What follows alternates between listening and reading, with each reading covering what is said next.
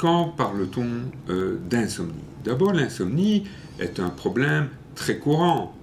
30% de la population belge souffre d'insomnie chronique, c'est-à-dire des insomnies qui durent plus de 3 semaines, et 50% des Belges ont déjà passé des mauvaises nuits.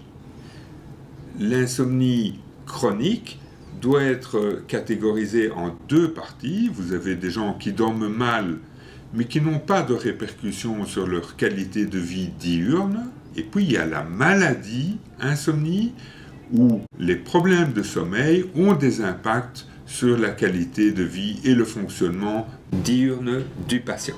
L'insomnie est donc un symptôme. Ce symptôme a plusieurs volets. Il peut s'agir de difficultés de s'endormir, donc d'initiation du sommeil. Ça peut être des problèmes de maintien du sommeil avec des réveils pendant la nuit. Ça peut être des problèmes de réveil trop tôt la nuit, ce qu'on appelle des éveils précoces matinaux, ou ça peut être tout simplement cette sensation de ne pas récupérer dans son sommeil. Ça, ce sont les 4 clés de ce symptôme insomnie. On en réunit un ou plusieurs, ou tous en même temps. L'insomnie est donc un symptôme. Ce symptôme est le reflet d'un problème sous-jacent.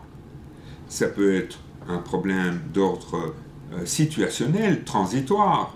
On a un stress au travail, on a une promotion sociale ou une difficulté au travail qui va se manifester la nuit.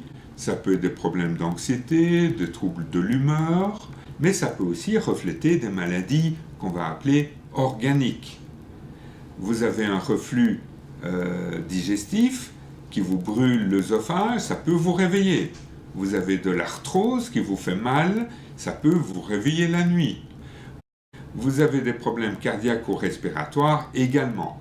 Donc il y a un volet, on va dire, environnemental qui peut causer les insomnies, un volet psychologique ou un volet organique. Au somnologue à faire la distinction et à donner les solutions appropriées.